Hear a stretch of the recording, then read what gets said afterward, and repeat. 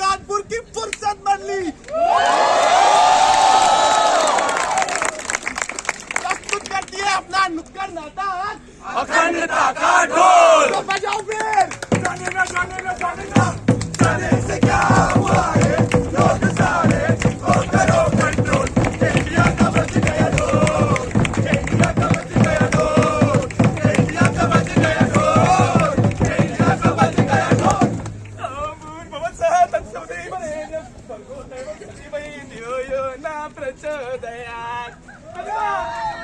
विवाह की प्रक्रिया शुरू करते हैं। ओम मंगलम मंगलम ओम मंगलम मंगलम संपन्न हुआ। क्या हुआ भाई? सबकी शादी करा रहे हो, मेरी बेटी की भी करा दो। हो जाएगी।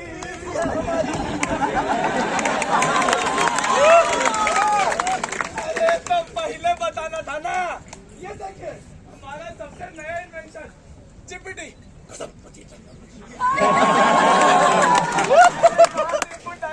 और यहाँ से दूल्हे निकलेंगे। अरे दौलत हो, शोहरत हो, इज्जत हो, बाकी बेटा।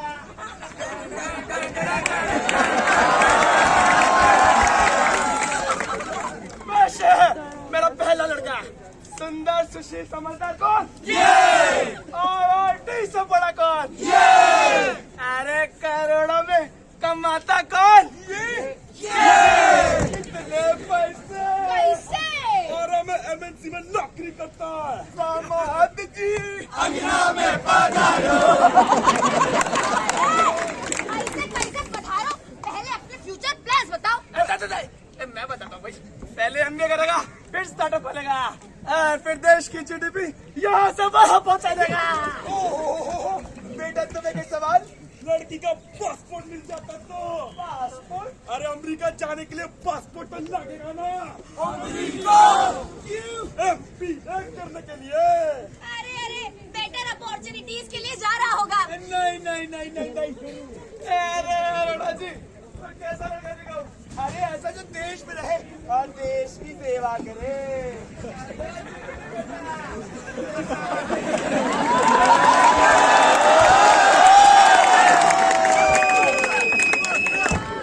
पेश है मेरा दूसरा लड़का, सरकारी नौकरी करता है। सरकारी नौकरी कौन सी? PWD में। अरे कुछ कमाते हो। अरे भाभी जी अंडर द टेबल तो देखो। लेकिन करप्शन। अरे अहंकारी, दुराचारी, भ्रष्टाचारी। अरे अरोड़ा जी अमीरों से पैसे खींचकर समाज सेवा में लगाता है। गायों के लिए गौशाला बनाता है और PM केयर फंड कभी तो डोनेट करता है। चोरी ही मगर गायों की सेवा। देश से चोरी। नहीं भाग्यवान। चलो जी एक आखिरी बार बता दीजिए कैसा लगा दिखाओ? यार कोई ऐसा दिखाओ जो देश के लिए कुछ भी कर जाए। देश नायक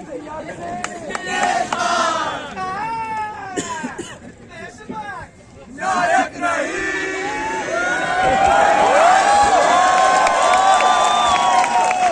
बेस्ट है मेरा सबसे बेस्ट आइटम। नमस्ते अंकल। नमस्ते बेटा। बेटा काम क्या करते हो? जी डिपार्टमेंटल स्टोर है। अरे चाइनीज सामान बेचता जी है। जी जी जी अंकल, देश की दुकान, देश का सामान और देशवासियों के ही नाम। और दुकान का नाम? Indian departmental store. ये दुकान है कहाँ पे? बड़े गांधी चौक पर। पंडित फाइनल राउंड हो जाए। हो जाए। बेटा पढ़े कहाँ से हो? JNU।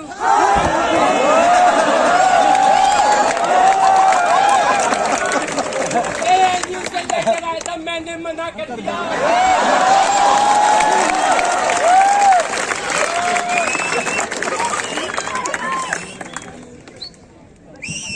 अरे हैंडल करो जी।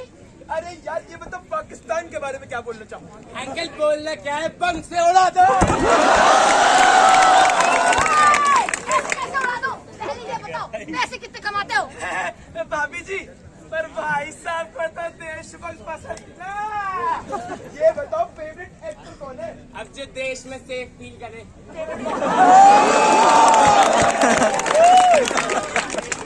फेवरेट गाना? अरे अभी तो सुनाया था। और कब क्या जानते हैं देश के बारे में? अंकल मेरा भारत महान, यहाँ का खाना बेस्ट, कल्चर बेस्ट, आर्ट और यहाँ का नेशनल एंथम भी तो बेस्ट। कल यूनेस्को ने बोला मेरा लाइफ सेट होने किया। आप लोगों ने किया? पंडित महाराजियों का स्वागत तो। अरे राष्ट्रगान सही होगा ना?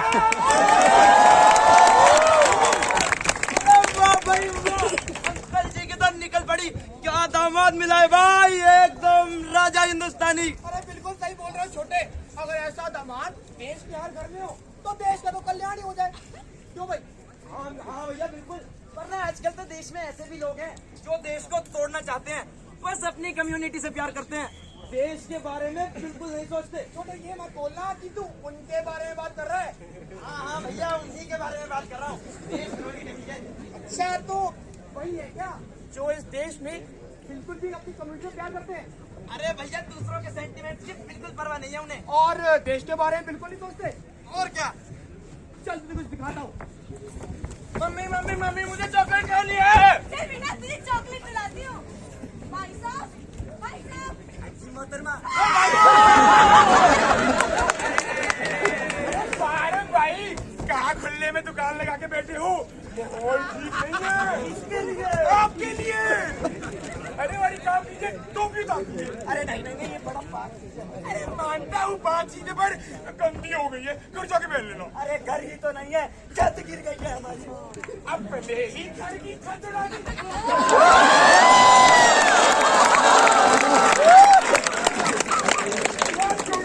आपको शुक्ला जी से बुलाता हूँ। हेलो शुक्ला जी। शुक्ला जी मुझे ना मेरे दोस्त को आपका दूसरा घर भाड़े में चाहिए। अरे बिल्कुल मिलवाइए। सलाम अलैकुम। अरे फारूक भाई ये सलाम वालेकुम वगैरह बोलना भी तो। अरे तो क्या बोले? हाय हेलो फारूक भाई। डॉक्टर नर्स डॉक्टर लेके आओ। डॉक्टर का नाम फारूक अब्दुल्ला। नर्स फारूक भाई नाम भी चेंज कर कैसे नाम चेंज करते हैं? बबूला फारूक को समाज में कितनी चीटिंग है। आज रात के 8 बजे सोसाइटी में सबकी मीटिंग है। मैं शिवाकांत तुकाराम मिश्रा आप सभी का इस मीटिंग में स्वागत करता हूँ। तो आज हमारे साथ है प्रकाश भाई साहब और कश्यप जी। मैं भी। हाँ ठीक है आगे बढ़ते हैं। क्या आपको लगता है हमारी सोसाइटी में काफी सीरियस इश्यूज हो रहे हैं? हाँ। आपको लगता है उन सीरियस इश्यूज का हमें कुछ करना चाहिए? हाँ। क्या आप भी चाहते हैं उन सीरियस इश्यूज पे बहुत जल्द से जल्द चर्चा हो? तो आइए म्यूजिकल चेयर खेलते हैं।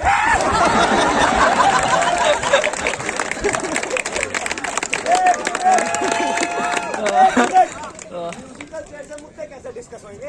अरे फारूक भाई यही तो ट्रेडिशनल वे है। जो बंदा कुर्सी पे बैठेगा उसके मुद्दे डिस्कस होंगे।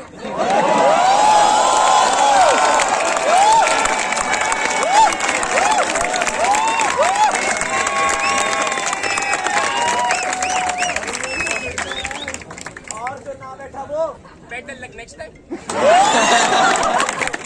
बताइए।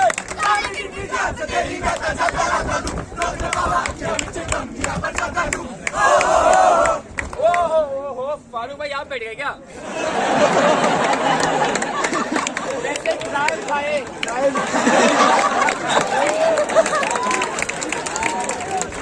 ट्रायल राउंड है, ट्रायल था ना लेकिन अब सब बैठ गए तो मीटिंग शुरू कर लेते हैं। तो आज की मीटिंग का जो मेन इशू है, ध्यान से सुनिएगा। जो मेन इशू है वो है मेन गेट का जो भगवा रंग छूट रहा है ना, बहुत ही शर्म की बात है। ये कैसे मेन इशू हो गया? फारूक भाई, प्रकाश भाई साहब कुछ कीजिए। जैकेट पे पेंट कर दिया, जल्दी बस। चलिए दोबारा बजाइए।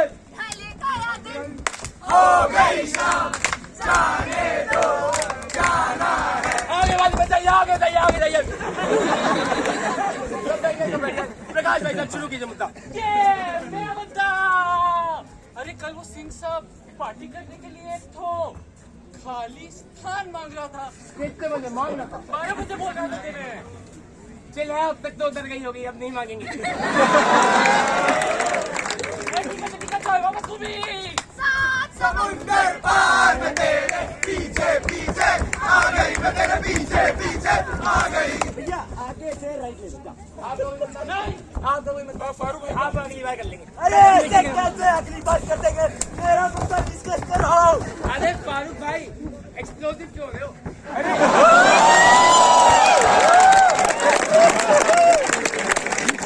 अरे इनकी भी सुन लो। बताइए, चलिए बताइए। अरे यार सोसाइटी में घुटन होने लगी है हमें। अब 1 BHK में 4 बीवी 14 बच्चे रहेंगे।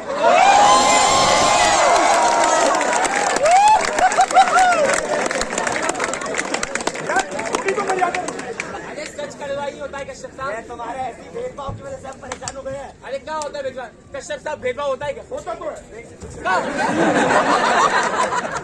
आपको कैसे पता? आपको क्या लगता है मैं हमेशा से कर सकता?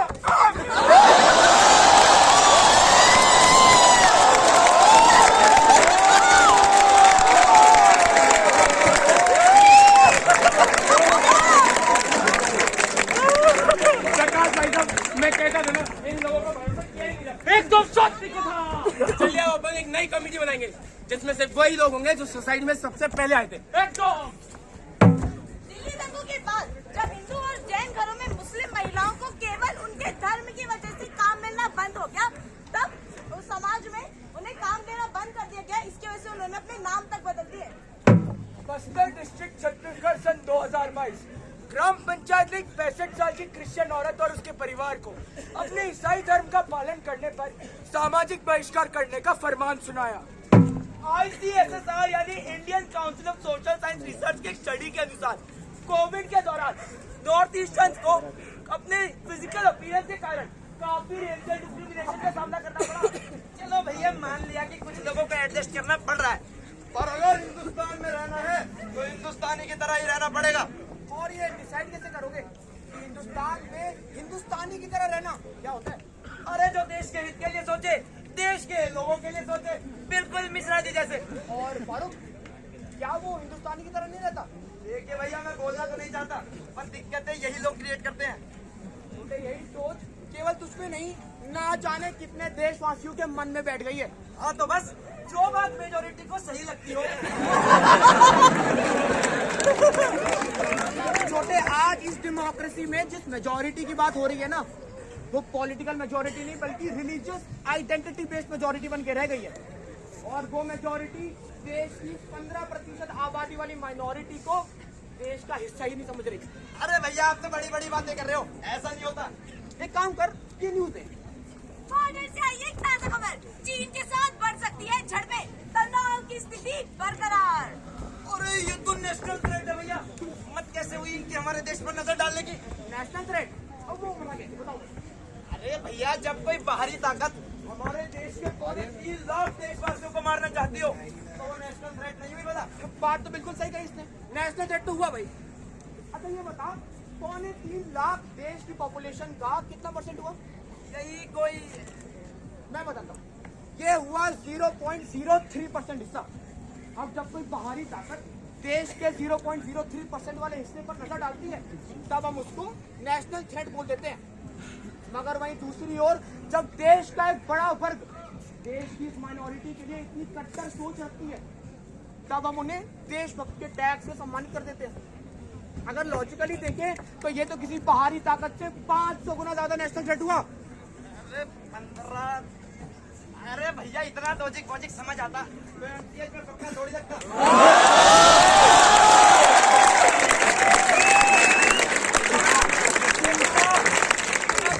अभी आपको ये सीना ठोक के बोल सकता हूँ कि मेरे दिल में जितनी देशभक्ति की भावना है उतना खून देश के गद्दारों के जिस्म में नहीं। वाह भाई वाह, तेरे में तो एकदम योद्धाओं वाले लक्षण है। चल तुझे रणभूमि की सैर कराता हूँ। है युद्ध की वीर कथा, अवतर्क संग्राम की है रण की गाथा ये है न्याय के नाम की।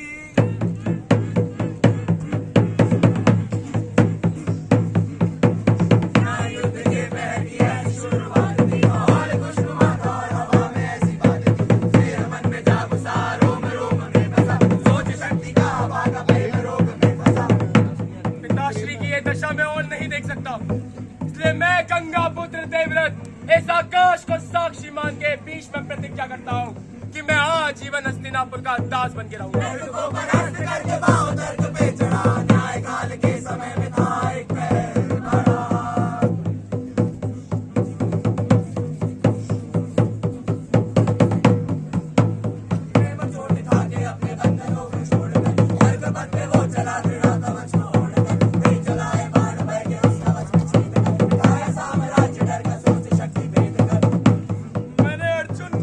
श्रेष्ठ दुर्योधन बनाने का वचन दिया था। तो हे एकलव्य, मैं तुम्हें तुम्हारा अंगूठा मांगता हूँ।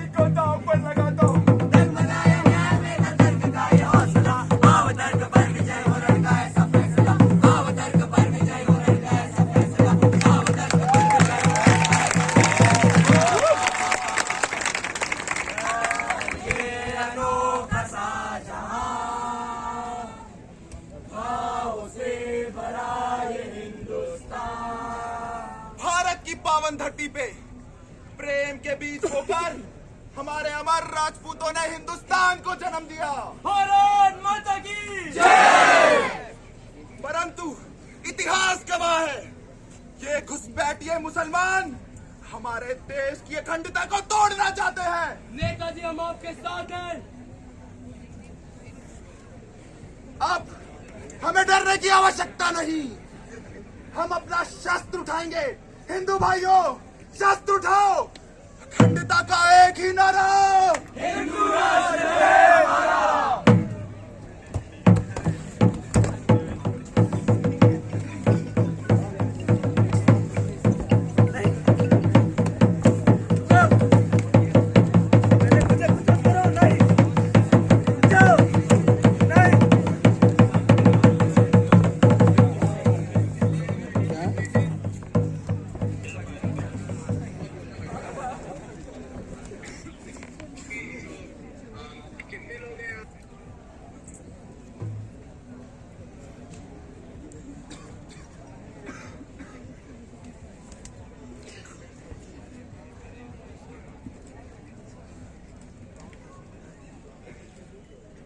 ना मुझे जाने सोचे समझे मेरा इंसाफ कर दिया।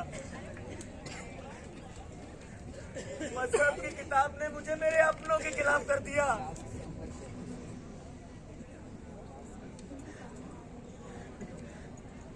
जाने से पहले है खुदा सिर्फ एक सवाल है मेरा, आखिर क्यों तेरे उन बंदों ने तेरे इस बंदे का वजूद साफ कर दिया।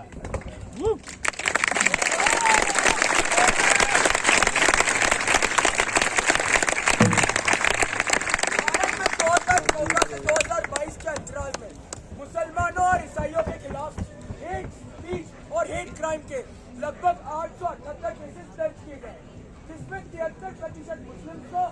बाकी क्रिश्चियंस को टारगेट किया गया।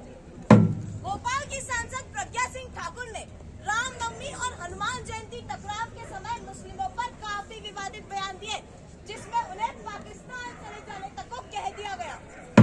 गाजियाबाद के एक कोर्ट में एक मुसलमान लड़के को हिंदू लड़की से शादी करने के प्रयास में हिंदू राइट विंग ऑर्गेनाइजेशन के द्वारा भारी मारपीट का सामना करना पड़ा।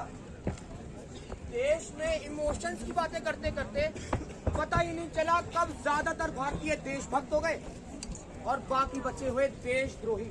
वो कैसे भैया? छोटे इमोशंस और लॉजिक की इस जंग में आज हमने अपने इमोशंस इतने ऊपर रख दिए हैं कि हमारी देशभक्ति की भावना और हमारी धार्मिक आस्था आपस में उलझ गई है। जहां हमें देश को भगवान मानना चाहिए था, वहां आज हम भगवान को ही देश मान के बैठ गए हैं।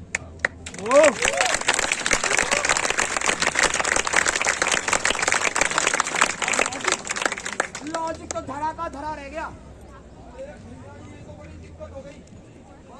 अब मैं समझ गया हूँ कि हमें लॉजिक से काम लेना है और हमारे कॉन्स्टिट्यूशन से ज्यादा लॉजिकल चीज क्या ही होगी। 3 साल लगे इसको बनाने में, उसके लॉज एंड रेगुलेशंस के हिसाब से चलेंगे तो सब चिल हो जाएगा। छोटे तेरी बात में दम तो है, मगर सोच एक ऐसी दुनिया हो जहाँ कॉन्स्टिट्यूशन तो फॉलो हो रहा हो मगर फिर भी न्याय व्यवस्था असक्षम हो, फिर क्या होगा तेरे लॉजिक का? पहाड़ से शरीर चट्टान सकत शूरवीरों के शूरवीर महाराज सम्राट पधार रहे हैं।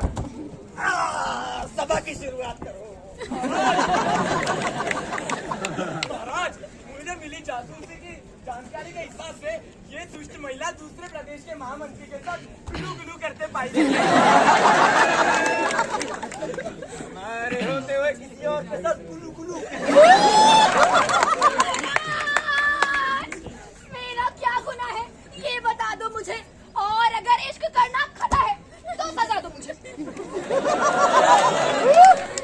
तो ठीक है फिर चुनवा दो इसे।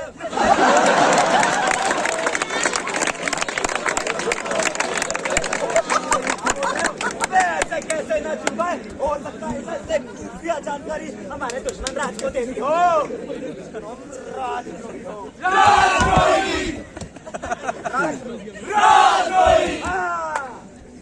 लगता है किसी का फिर से कट गया। जरा पूछिए तो किसका? आपका। नामाकुल हमारे दरबार में हमारा मजाक उड़ाता है, तू भी राजद्रोही है। ब्लैक बॉयज, हमने हमारे राज्य के विकास के लिए कुछ सोचा। हम दुश्मन राज्य की राजधानी पर कब्जा Any questions? वैसे ही हमारे राज्य में सेना की कमी है, अगर हमने लड़ाई करी तो हम नष्ट हो जाएंगे। सेनापति महाराज मंत्री सही कह रहे हैं। हम ऐसा नहीं होने देंगे। महाराज ही तो कह रहे हैं। अरे ऐसे कैसे ठीक करें? हम दिन रात हमारे राज्य के विकास के बारे में सोचते रहते हैं और ये हमारे खिलाफ है, तो हम दोनों फिर राजद्रोही हो। राजद्रोही। 2018 से 2020 के बीच यूएपीए के तहत 4,690 लोगों को गिरफ्तार किया गया, जिनमें से सिर्फ 149 लोग ही अपराधी पाए गए, लेकिन जमानत किसी को भी नहीं मिली। सीबीआई माओइस्ट के पूर्व स्पोक्स पर्सन गौर नारायण चक्रवर्ती को यूएपीए के तहत 7 साल के लिए जेल जाना पड़ा, जबकि 7 साल बाद जांच में वो निर्दोष पाए गए। हमारा कॉन्स्टिट्यूशन परफेक्ट नहीं है, इसमें कई खामियां हैं, मगर किस देश के में नहीं होती, तभी तो इनमें समय समय पर अमेंडमेंट होते रहते हैं।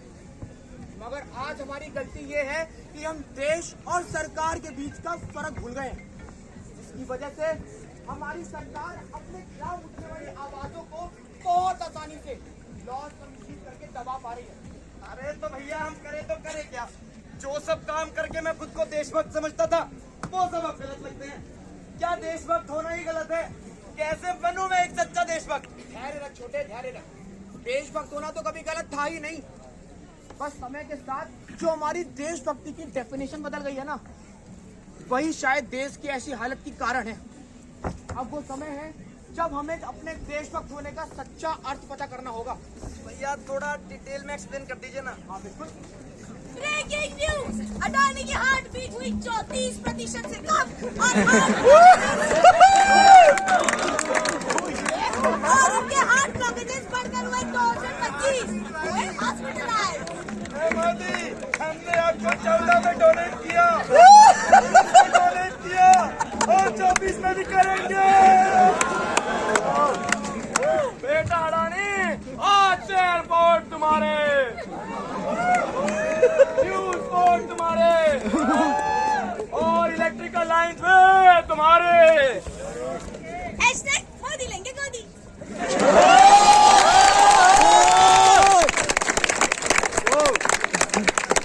देश की स्थिति में सही मायने में सुधार तभी आएगा जब देश के हित में सरकार डिसीजन लेगी, ना कि किसी बाहरी ताकत के प्रचार में आके।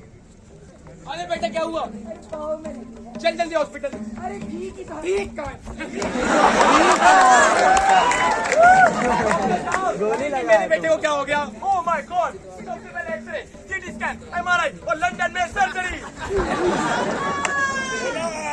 मेरे पैर में चोट लग गई। अरे और चलाओ दिन पर मोबाइल।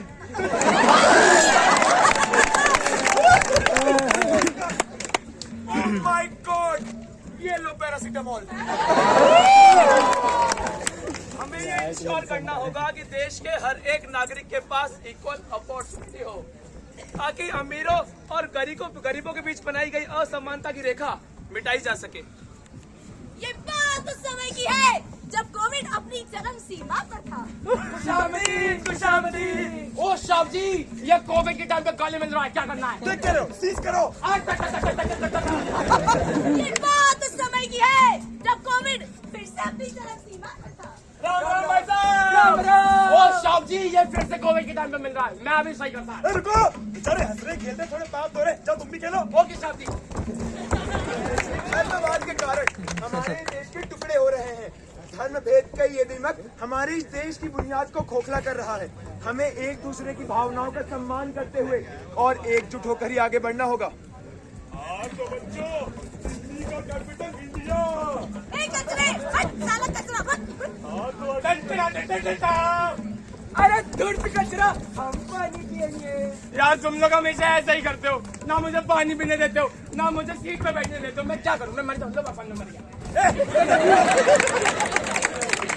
इधर जाके मत, इधर मंदिर है।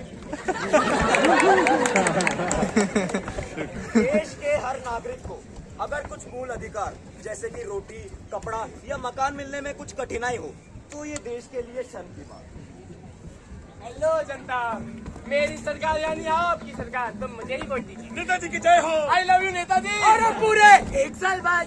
नेताजी, 1 साल बीत गए और अभी तक देश में विकास नहीं हुआ। अरे हम तो फकीर आदमी हैं, झोला लेकर निकलते पर हम नहीं निकले। पूछिए क्यों? क्योंकि देश की सबसे बड़े गरीब हम ही तो हैं।